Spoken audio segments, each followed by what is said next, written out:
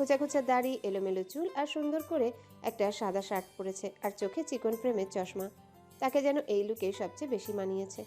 সুমু খেয়াল করলো সাদি সিটে বসার পর থেকে সিটে মাথা এলিয়ে দিয়ে চোখ বুজে আছে, আর তার ঠোঁটে রয়েছে অস্বাভাবিক এক মুচকি হাসি, যেন কিছু অপ্রত্যাশিত পেয়েছে। সুমু কিছুক্ষণ তাকিয়ে আবারও সেই কানে ইয়ারফোন দিয়ে জানালার বাইরে তাকালো, আর এদিকে সাদি চোখ বুজে ভাবছে, মুখে না বললে আমি শুধু জানি এই 3টা মাস আমি তোমাকে পাগলের মতন খুঁজেছি, আর আজ তোমাকে আমি অপ্রত্যাশিতভাবে পেয়ে গেলাম। ভাবতেই মনটা নেচে উঠছে। সুমুর ভাই সিনিয়র দেখে তাকে এতদিন সুমুর কথা জিজ্ঞাসা করেনি। যতই হোক সিনিয়র বলে কথা, আর তাছাড়া কি নিয়ে বা সুমুর কথা জিজ্ঞাসা করত। সাদি মনে মনে ভাবছে আর মুগ্ধ চোখে সুমুর দিকে তাকিয়ে আছে। এই 3 মাসে মেয়েটা অনেক শুকিয়ে গেছে, কিন্তু মানুষ শুকিয়ে গেলে নাকি তাকে দেখতে খুব বাজে লাগে। কিন্তু সাদির তেমন কিছু মনে হচ্ছে না, বরং সুমুকে সাদির কাছে আরো আকর্ষণীয় লাগছে। কি সুন্দর জানালার দিকে ফিরে চোখ বুজে এক মনে গান শুনছে। হঠাৎ সাদির কথায় সুমু সাদির দিকে ফিরল। তুমি ময়মনসিংহের কোথায় যাচ্ছ? আমি তো ময়মনসিংহ মেডিকেল কলেজে পড়ি, সেই সূত্রেই এইখানে থাকা। আর ঢাকায় ছুটিতে এসেছিলাম, সেকেন্ড ইয়ার প্রুফ চলছে। সাদির এখনো ঘোর কাটাতে পারছে না। সে কি ঠিক শুনেছে? সুমু তারই ভার্সিটির স্টুডেন্ট? সাদি কিছু না বলে আবারও চোখ বন্ধ করে সিটে গায়ে এলিয়ে দিল। সুমু বেচারি সাদির আচরণ বুঝতে না পেরে সেও তার গান শোনাতে কনসেন্ট্রেট করলো। সুমু বাসের জানালাটা খুলে রেখেছে। খোলা হাওয়া এসে তার মুখে বাড়ি খাচ্ছে। আপনা আপনি সুমুর ঠোঁটে মুচকি হাসি ফুটে ওঠে। চোখটা বন্ধ করে রেখেছে। জানালায় হাতের কনুই ঠ্যাস দিয়ে থুতনিতে হাতের উল্টো পিঠ দিয়ে রেখেছে, আর তা মুগ্ধ হয়ে উপলব্ধি করছে সাদি। মারাত্মক রকমের অ্যাট্রাকশন ফিল করছে সাদি। হঠাৎ করে সুমুর মাথার ক্লিপটা ঠাস করে ভেঙে ছিটকে পড়ে যায়, আর চুলগুলো উঠতে থাকে অগোছালোভাবে। কিন্তু মুহূর্তেই সুমুর মেজাজ বিগড়ে যায়। এই কাণ্ড তার ভাই ছাড়া আর কারোর হতেই পারে না। ক্লিপের অংশগুলো কুড়িয়ে তৎক্ষণাৎ রাকিবকে ফোন লাগায় সুমু। কি রে, এত তাড়াতাড়ি পৌঁছে গেলি? একদম কথা ঘুরাবি না। তুই এটা কি করেছিস? আমি এবার কি করলাম? এ নিয়ে তুই 147 বার ভেঙেছিস। সাদি অবাক চোখে তাকিয়ে আছে। কে কি ভাঙলো? আর মাথার ক্লিপটা ভাঙায় এমন রিয়েক্ট কেন করলো তাই সাদির মাথায় আসছে না। তুই কালকে আমার রুমে এসেছিলি, আর আজহারের টাইম পাসের বাহানায় তুই ক্লিপ ভেঙে ফেলেছিস। পাজি কোথাকার! তোকে আমার এখন চিবিয়ে খেতে ইচ্ছে করছে। এই, তুই সত্যি করে বলতো, আমার কয়টা ক্লিপের স্ক্রু খুলেছিস তুই? আসলে কেন যে ডক্টর হইলি? তোর ইঞ্জিনিয়ার হওয়া উচিত ছিল। আবার অসহায় গলায় বলে উঠল সুমু। এখন আমি কি করি? একটা ক্লিপে নিয়ে এসেছি বাসা থেকে, এখন পুরো রাস্তা চুল খোলা রেখে যেতে হবে। তোকে আমি ঢাকা এসে দেখবো, শয়তান। বলে সুমু ফোনটা কেটে দিল। হঠাৎ পাশে ফিরে দেখলো একজোড়া চোখ অবাক হয়ে তার দিকে তাকিয়ে আছে। এবার সুমু বেশ লজ্জা পেল। ভাইয়ের সাথে ঝগড়া করার সময় অন্যদিকে খেয়াল থাকে না তার। সরি, আসলে ভাইয়ের সাথে ঝগড়া করছিলাম। সাদি এবার মুচকি হেসে দেয়। সব ভাই বোনের সম্পর্কটাই এমন হয় হয়তো। ঝগড়া ছাড়া এদের প্রতিদিন পেটের ভাত হজম হয় না। ভাবতেই মুখের হাসি আরো প্রশস্ত হলো, কারণ আজ সকালে সে সাইমার কাছে মার খেয়ে এসেছে। তা ঝগড়া কি নিয়ে জানতে পারি? আসলে ভাইয়া যতবার আমার রুমে আসে ততবারই আমার ক্লিপের 12টা বাজিয়ে ছাড়ে, যেন ক্লিপ তার শত্রু। ইভেন ভাবি তার সব ক্লিপ তালাবদ্ধ করে রাখে, কিন্তু তবুও প্রতিদিন চুল বাঁধতে যেটাই বের করে সেটাই নিহত হয়। আমার এই ক্লিপটা কাল কিনেছি, কিন্তু রাতে এটা স্ক্রু ঢিলা করে রাখা আর ভেঙে গেছে এখন। এবার সাদি বুঝলো আসল কাহিনী। সাদি নিজেকে সামলাতে না পেরে বলে উঠল, তোমাকে কিন্তু ক্লিপ ছাড়া খোলা চুলেও অনেক বেশি সুন্দর লাগে। শুভ ভাবলেশীনভাবে বলল, জানি। আমার খোলা চুলে ফুল দিতে সবচেয়ে বেশি মানায় আমায়। সাদি আরেক দফা অবাক হলো। মেয়েদের নাকি প্রশংসা করলে তারা লজ্জা পায়, কিন্তু এই মেয়ে তো নিজের সৌন্দর্যের কথা নিজেই বলছে। স্ট্রেঞ্জ। একদিন দেখো তাহলে। সুমু হঠাৎ করে খেয়াল হলো যে সাদি আগে আপনি ডাকতো, কিন্তু আজ দেখার পর থেকে তুমি তুমি করে কথা বলছে। তাই কৌতূহলবশত জিজ্ঞাসা করলো, আপনি তো আগে আমাকে আপনি করে বলতেন, তাহলে আজ যে তুমি করে বললেন? এখন থেকে আজীবনই তুমি করে বলবো, তোমার ভালো না লাগলেও। এ মা, ভালো কেন লাগবে না? আমি এমনি জিজ্ঞেস করছিলাম আর কি। তোমার বয়স কত? পারফেক্ট, বাট আমার কথা জানো? সুমু মাথা নাড়িয়ে না বলল। সাদি হেসে উত্তর দিল, 28+। তাহলে ভাবো তো আমি তোমার চেয়ে কত বড়। তুমি তো পিচ্ছি, তাই আপনি বলার কোনো মানেই হয় না, বুঝতে পারলে? সুমো বুঝমানের মতো মাথা দুলালো। দুইজনের খুঁটিনাটি কথাবার্তার সাথে সাথে তারা ময়মনসিংহে পৌঁছালো। সুমো একবার সাদিকে জিজ্ঞাসা করেছিল সে ময়মনসিংহে কোথায় যাচ্ছে, কিন্তু সাদি বিনিময়ে শুধু হেসেছিল আর বলেছে এই যাচ্ছি আর কি। সুমু আর বেহার মতো বারবার জিজ্ঞাসা করতে যায়নি। বাস স্টেশন থেকে সাদি আর সুমু আবার আলাদা হয়ে গেল। কিন্তু এবার আর সাদির মধ্যে তেমন অস্থিরতা কাজ করেনি, যদিও একটু খারাপ লেগেছে। কিন্তু পরক্ষণে মনে করেছে কালকে সকালে তো আবার দেখা হবে। কিন্তু সুমু বেচারি এখনও তার অনুভূতি সম্পর্কে অনাগত। সে বুঝতেই পারছে না কেন তার খারাপ লাগছে। আগেও পাশের সিটে অনেকে আসতো, কই তাদের যাওয়ার সময় তো এত খারাপ লাগেনি।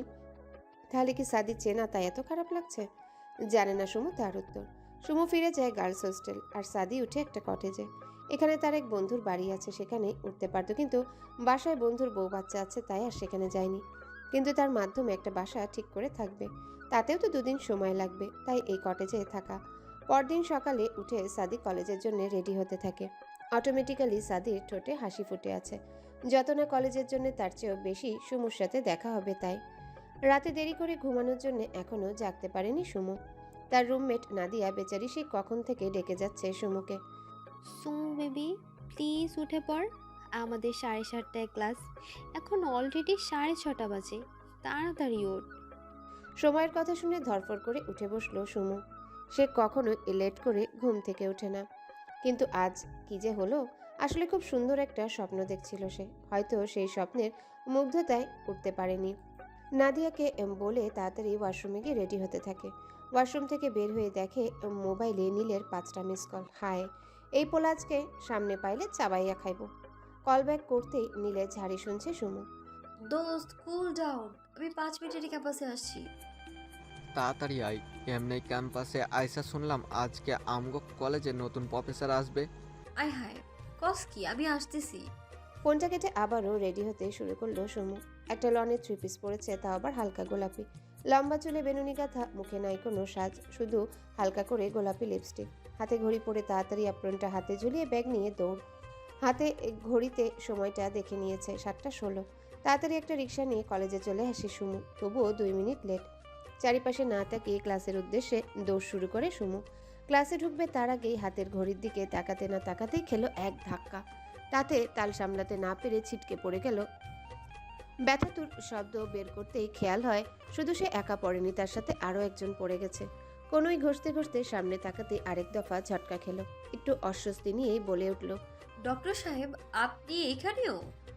বেচারা সাদি স্টুডেন্টদের সাথে কথা বলেই ক্লাসে আসছিল। এই ক্লাসের স্টুডেন্টদের সাথে কিছু কথা বলবে, কিন্তু তার আগের ঝড়ের বেগে সুমুর সাথে খেলো ধাক্কা।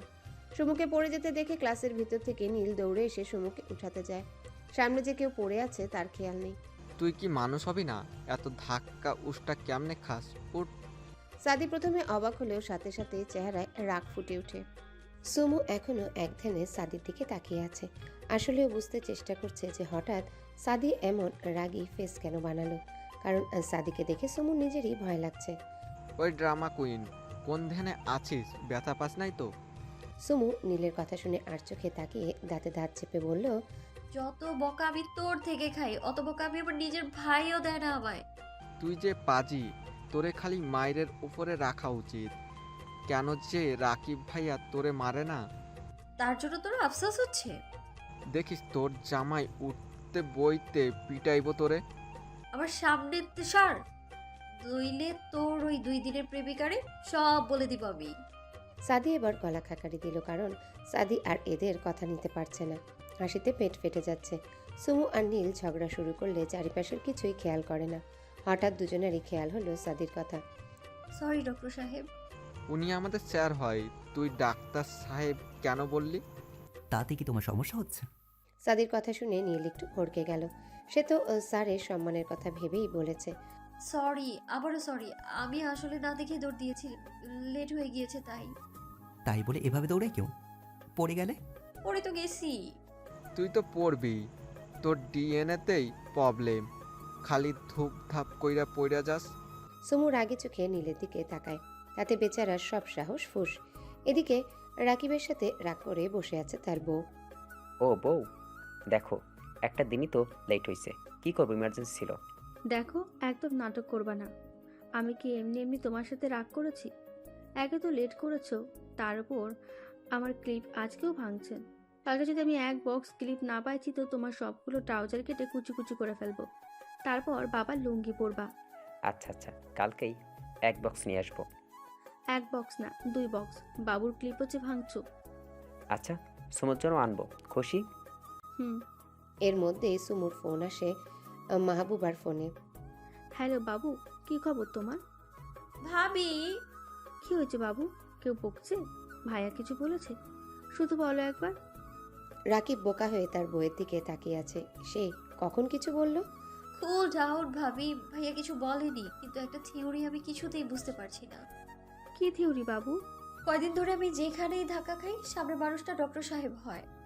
এই ডাক্তার সাহেবটা আবার কে? ওই যে আম্মুকে ইমার্জেন্সি দেখেছিল, ওইটা। কে, সাদি? আমার ওনার নাম মনে নেই। মাহবুবা হেসে দিল। এই তার ননদ, বিখ্যাত এক পার্সোনালিটি বহন করে। কারো নাম একবার মন দিয়ে না শুনলে তার মনে থাকে না। নিজের মন মতো একটা নিকনেম দিয়ে দেবে। রাকিব তার বউকে হাসতে দেখে একটু স্বস্তি পেল। সে জানে যখনই মাহবুবা সুমুর সাথে কথা বলবে তখন সে চাইলেও মন খারাপ করে থাকতে পারে না। রাকিব ইশারায় মাহবুবাকে জিজ্ঞাসা করলো কি বিষয়, কিন্তু মাহবুবা এখনও হেসেই চলেছে। উফ বাবু, তুই আমাকে মন খারাপ করে থাকতেই দিবি না? হুম, এই সময় একদম মন খারাপ করা যাবে না। যতদিন আমার পুচকুটা তোমার পেটে আছে ততদিন মন খারাপ করা যাবে না একদমই। ওকে মেরি দাদি। তোমার দাদা কই গো ভাবি? কেন? ও মা, আমার জামাই এখনো পর্যন্ত আমিই দেখলাম না। তাদের ছবিটা পাঠাও, আমিও দেখি। ওরে দুষ্টু। বেচারা সাদি শেষেরটুকু শুনে মুখ ভার করে চলে গেল। সুমু তো খেয়াল করেনি সাদিকে, এখনও হেসেই যাচ্ছে সে। এর মধ্যেই নীল এসে সুমুর মাথায় গাঁটটা মারল। ওই তো সমস্যা কি, খালি মারস কেন? তুই ওইটারই যোগ্য। সাদি স্যারের সাথে আবার জ্ঞানজাম করছস। না, তুই ডক্টর সাহেবকে কোথায় পেলি? তাহলে স্যার এমনভাবে মুখ ফুলিয়ে চলে গেলেন কেন? বিষয়টা কি দেখতে হচ্ছে? কি রে, কোন ধ্যানে আছিস? না কিছু না। সাদি আনমনে গাড়ি চালাচ্ছে। তার মস্তিষ্কে শুধু একটা কথাই বাজছে। সুমু কেন তার জামাই বলল, আবার ছবি পাঠাতেও বলল? তার কি বিয়ে ঠিক হয়ে আছে? এইসব কথাই শুধু শুধু ভাবছে সাদি। দেখা যাক এবার সুমু কি করে। নীলের কথা শুনে সুমুর একটু সন্দেহ হচ্ছে, তাই জিজ্ঞাসা করলো। সত্যি সত্যি বল তো, কি লুকাচ্ছিস? কিছু না, কি লোকাবো? আমার কেন যেন মনে হচ্ছে তুই আমার থেকে কিছু লুকাচ্ছিস। আসলে সাদি স্যারকে আমার খুব আজব লাগে। যখন ধাক্কা খেলি তখন তোকে বকা দেওয়ার জন্য স্যারের চোখ মুখ লাল হয়ে গিয়েছিল। মনে হচ্ছিল সে খুব রেগে গেছে এবং সে আমার সাথে রাগ রাগ ভাবেই কথা বলছে। কিন্তু তোর সাথে যখন স্যার কথা বলে অজানা কারণেই স্যারের মুখে হাসি দেখেছি। আর একটু আগে যখন ফোনে কথা বললি তখন স্যারকে দেখলাম বিষণ্ণ মুখে চলে যেতে। আচ্ছা তুই কার সাথে কথা বলছিলি? আমি আমি তো ভাবির সাথে কথা বলছিলাম। কি বলেছিস বলা যাবে? হ্যাঁ হ্যাঁ, বলা যাবে না কেন? তুই আমার বেস্ট ফ্রেন্ড। আসলে ভাইয়ার ভাবির একটু ঝগড়া হয়েছে, যদিও এটা একপাক্ষিক। আর ভাবি তো অসুস্থ। ভাইয়ার মেসেজ পেয়ে ভাবিকে ফোন লাগাই, আর কথায় কথায় ভাবি আমাকে দাদি বলে, তাই জিজ্ঞেস করেছি যে তার দাদা মানে আমার জামাই কই। আমি দেখিনি, তার জন্য ছবি পাঠাই, এই আর কি। কাম সারছো। কি কাম সারছি? স্যার তোর প্রেমে পড়ছে। বাজে কথা বলিস না তো নীল। আমি বাজে কথা বলছি না, স্যার সত্যিই তোর প্রেমে পড়ছে। এর জন্য হয়তো তোর শেষের কথা শুনে মন খারাপ করে চলে গেছে। মন খারাপ করার কি হলো? আমি তো ভাবির দাদার কথা কইছি। আরে গাধি, বাঙালিরা ভাইকেও কিন্তু দাদা বলে। নীল সুমুর দিকে আর সুমু নীলের দিকে কয়েক সেকেন্ড তাকিয়ে থেকে হো হো করে হেসে উঠলো দুজনে। তাহলে তো বিষয়টা দেখতে হয়। তোর মাথায় আবারও শয়তানি ঘুরতেছে না? সুমু হেসে মাথা নাড়ালো। সাদি কটেজ ছেড়ে নিজের বাসায় উঠেছে। এখানে একটা ফ্ল্যাট কিনে নিয়েছে। আগে যখন পড়াশোনা করতে এসেছিল তখন প্রথমে হোস্টেলে ছিল, তারপর বাসা ভাড়া করে থেকেছে। আর আজ নিজের টাকায় এখানে ফ্ল্যাট কিনে ফেললো। সাদির মা 2 দিনের জন্য এসেছে। ছেলেকে মোটামুটি সব গুছিয়ে দিয়ে সে আবারও ঢাকা ব্যাক করবে। সাদি, তোকে তো মোটামুটি গুছিয়েই দিলাম, তবু কেমন যেন ফাঁকা ফাঁকা লাগছে। কেন? সবই তো কিনলাম, হাঁড়ি পাতিল থেকে জুতা পর্যন্ত নতুন। তাহলে আর একটা জিনিস মিসিং। কি? একটা বউয়ের। চিন্তা নিও না, সময় হলে এসে যাবে। তুই এই একটা কথা বলে আমাকে চুপ করিয়ে দিস। হ্যাঁও বলিস না, আবার নাও বলিস না, পাজি কোথাকার। সাদি উত্তরে হাসলো। সাদি মনে মনে নিজেকে বলছে, কাজটা ঠিক হলো না। আমি একজন অ্যাডাল্ট মানুষ, অথচ বাচ্চাদের মতন জেলাসি ফিল করে চলে আসলাম। আগে তো বিষয়টা বোঝা উচিত ছিল। আর এই কয়েকদিনেই সুমুকে যে আমি চিনতে পেরেছি, তাতে স্পষ্টত সে একটা দুষ্টু মেয়ে। তাই আগে বিষয়টা বড় করতে হবে। মনে মনে ভেবেই সাদি হাসলো। বিকেলে সুমু, নাদিয়া আর তার আরেক রুমমেট ইকরাকে নিয়ে ঘুরতে বের হলো। পার্কে ঘুরে সন্ধ্যার দিকে নিজেদের খাবার নিয়ে হলে যাবে। হোস্টেলের এই পানসে খাবার খেতে আর ভালো লাগে না, তাই প্রায়শই তারা এই কাজটা করে থাকে। রাতে ঘুরে এসে সবাই যে যার মতো রুম গুছাতে থাকে, তারপর সবাই একসাথে ডিনার করে পড়তে বসে। কিছুক্ষণ পরেই সুমু কি যেন খুঁজতে থাকে। ইকরা খেয়াল করে বলে, ও বেবি কি খুঁজছিস? আরে আমার স্ক্যাপুলা খুঁজেই পাচ্ছি না। তোর স্কোপুলা তোর ভেতরেই আছে। আই মিন কঙ্কালের স্ক্যাপুলা। যে দেখ কোথায় যাবে, তোর বাক্সে খুঁজেছিস? এই রে, বক্সে খোঁজা হয়নি। অতঃপর বক্সে সবগুলো অংশই খুঁজে পায় সুমু। পেয়েছি। আমারগুলো তো সে কবেই বিক্রি করে দিয়েছি, তুই কবে করবি? তার জন্যই তো এত খোঁজাখুঁজি। এসব প্যাকেট করে রাখছি, ভাইয়াকেও বলেছি। আর এইখানে 2-1 জুনিয়রকে জিজ্ঞেস করলেই পাওয়া যাবে। আমি তো 2000 টাকার লোভে বিক্রি করেছি। এই একটা জিনিসে কখনোই লস নাই। কাজের সময় কিনে আর পরে কাজ শেষ হলে বিক্রি করে দাও। হুম, রাতে পড়তে পড়তে দেরি হওয়ায় আজও দেরি করে উঠতে হয়েছে সুমুকে। উঠে দেখে 6:30 বাজে। কি আর করার, তাড়াতাড়ি রেডি হয়ে দিল নীলকে ফোন। ওই গরু, তুই আজকেও লেট করে উঠছস? ওই গাভী, আমি তোর মতো সারা রাত ঘুমাই? তো কি করস দোস্ত, জামাই পাহারা দেস? থাকলে অবশ্যই দিতাম। বাদ দে, তুই কই এখন? এই যে কলেজ যাইতেছি রিক্সায়। তুই এখনো না পৌঁছে আমারে ঝাড়ি দেস? হারামি, আজকে তোরে পাইয়া লই আমি। আচ্ছা আয় আগে। সুমু কলেজের উদ্দেশ্যে বের হলো। কলেজে রিক্সা পৌঁছাতে দেখে নীল গেটে দাঁড়িয়ে আছে। সুমু যে পরিমাণ ঝাড়ি দিছে, বেচারা বাধ্য হয়ে দাঁড়িয়েছে। কিরে মফিস, কান্দস কেন? বিশ্বাস কর বোন, আমি অনুর জন্য এত দাঁড়াইয়া থাকি না। যত তুই আমারে দাঁড় করিয়ে রাখস, পা ব্যথা হয়ে গেছে। সমস্যা নেই, পরে ওষুধ দিয়ে নিস। এখন চল। নীল আর সুমু পাশাপাশি কথা বলতে বলতে হাঁটছে। এর মধ্যে সুমুর নজর পড়ে শুভ্রতায় ঘেরা সাদির দিকে। সাদা শার্ট গায়ে প্যান্টের সাথে ইন করে পড়েছে। ফোনে কথা বলতে বলতে এদিক দিয়ে যাচ্ছে। চোখে চশমা পরার জন্য তাকে অনেক বেশি শুভ্র লাগছে, যেন চশমাটার জন্যই তাকে মানিয়েছে। যদিও সুমু নিজেও চশমা পরে, নিজেকে তার কাছে চশমা পরলে জোকার জোকার লাগে, কিন্তু সাদিকে তার অত্যাধিক ভালো লেগেছে। সাদি পাশ কাটিয়ে যেতে নিলে সুমু জোরে সালাম দিল। আসসালামু আলাইকুম ডক্টর সাহেব। ওয়ালাইকুম আসসালাম। নীলও সালাম দিল। সাদি চলে যেতে নিলে সুমু আবারও ডাক দিল, ডক্টর সাহেব। সাদি পেছন ফিরে সুমুর দিকে তাকালো। আসলে একটা কথা জিজ্ঞেস করতাম। বলো। আপনার নাম কি? সাদি চোখ বড় করে কয়েক সেকেন্ড সুমুর দিকে তাকিয়েছিল। যার প্রেমের ডাক্তার সাদি হাবুডুবু খাচ্ছে, সে কিনা তার নামই জানে না। এর মধ্যে নীল সুমুকে একটা খোঁচা দিল। উনি সাদি স্যার, উনি আমাদের মেডিসিনের ক্লাস ওই দিনই তো স্যার তার নাম সবার সামনে বলল। আরে ওনাকে তো আমি চিনি, ওই দিন শুনেছিলাম কিন্তু মনে নেই। আসলে আমি পুরো নাম জানতে চাইছিলাম। সাদি নিজেকে সামলে নিয়ে বলল, আমি ডক্টর সাইমন সাদি। Wow, beautiful name. আমার নামও সদীপ। আচ্ছা, এখন তো আমি আপনার নাম জানি, তাহলে এখন আপনাকে কি ডাকবো? সাদি স্যার নাকি ডক্টর সাহেব?